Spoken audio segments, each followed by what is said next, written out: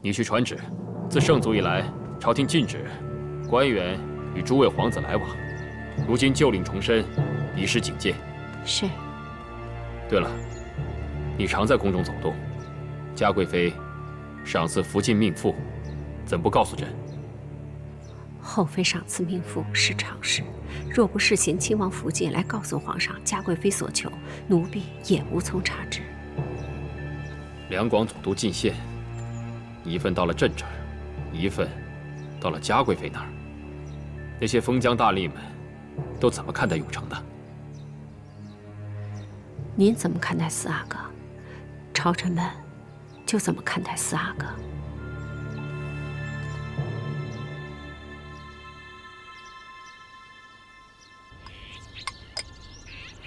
皇上下这道旨意，是专为提醒四阿哥的。结交官员、私立群党，是皇上最忌讳的。如今皇上这般警醒，但愿永成可以恪守皇子的本分。前段日子四阿哥风光，五阿哥却被皇上冷落。不过幸好，五阿哥得了太后青眼。永吉本就是个孝顺的孩子，太后在宫中辈分是最高的，永琪孝顺太后也是理所应当的事儿。嘉贵妃母子眼里只盯着皇上，却无视太后，失了皇太后的顾惜，得不偿失。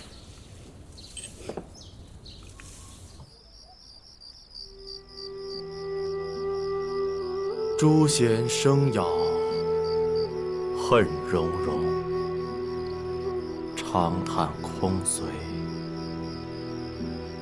几阵风。哟，从哪里听来的戏文呢？酸溜溜的。你天天在宫里当差，留我一个人在家，你有什么好长吁短叹的呀？是你是殷勤，可你总得顾着家里吧？从咱俩成婚以来，你回过几次府里呀？我是御前伺候的人，自然不能常常出宫来。反正我是看出来了，就算你人在，心也没在。你我成婚2年多，为何你总是不称心呢？你要么得功名利禄，让我享受荣华富贵；要么经常回来陪我，事事由我做主。你不过一个小小的侍卫，又不能经常陪我，我自然心里不乐意了。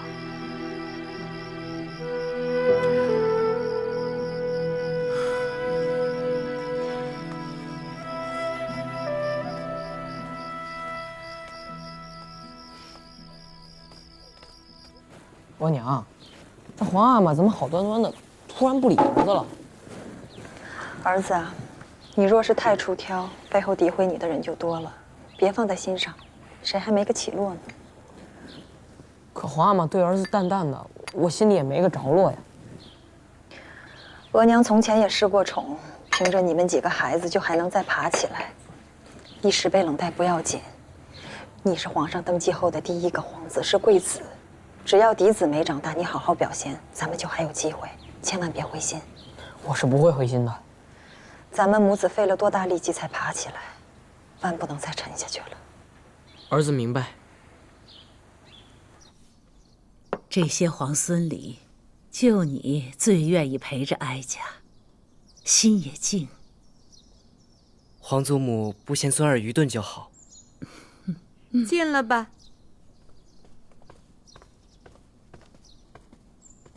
奴在请皇太后安，请五阿哥安。起来吧，何事？木兰围场进献了数匹刚驯化的野马，养入御苑。皇上请五阿哥过去。年轻人喜欢这些，去吧。那孙儿就先告退了。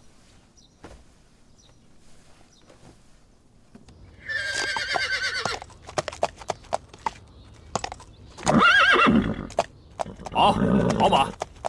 这些驯马师也真是无用，草原上的马再烈，打也打服了。听说诸位阿哥们都善于狩猎，若是这马驯不服，一箭射死也便罢了，是这样吧？影娘娘这话便差了。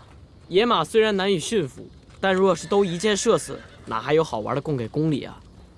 四阿哥的意思是，你能驯服得了这野马，是吗？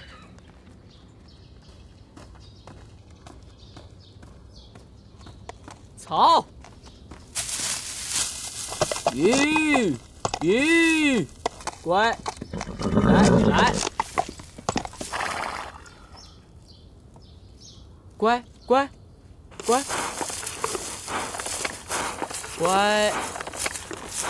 听话。四哥好厉害，好厉害！四阿哥真不错，还真有皇上平定天下、驯服四海的模样。永成啊，这野马倒是很听你的话呀。乖。皇上，这野马的脾性，四阿哥是最为熟悉的。听话。每年秋显之时，四阿哥都会亲自来木兰围场，喂养那些新驯的野马。围场进贡的这些野马，听说连最好的驯马师也得训很长时间。听话，乖。吃点。永成，站在那儿做什么？快回来！永成在那喂马喂得好好的，你叫他回来做什么？是，臣妾怕他被马伤着了。凌云车，微臣在。你说永成每年都会到围场跟野马亲近是吗？是。微臣在木兰围场当差的那段时间，曾经亲眼所见。后来陪皇上骑马打猎，也见过几次。四阿哥，真是天赋异禀，常人难以企及啊。乖。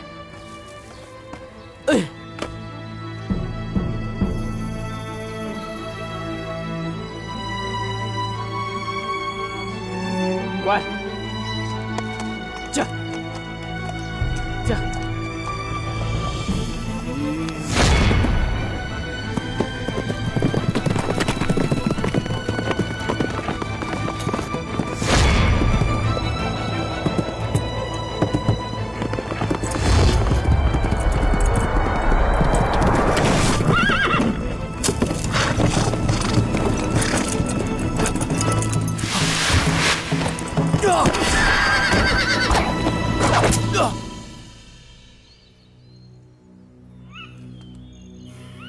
凌云车，微臣在。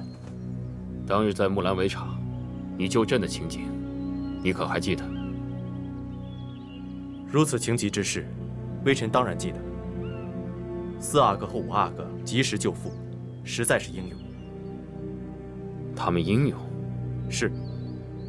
五阿哥用血肉之躯，替皇上挡住了发了性子的野马，是奋不顾身的。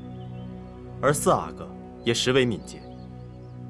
微臣记得，当时微臣在林子里遛马，无意中看见皇上一进了林子，四阿哥便跟了进来。微臣想，他可能是在找您吧，所以皇上一遇险，四阿哥便出现了。永成就这般扣得准时机？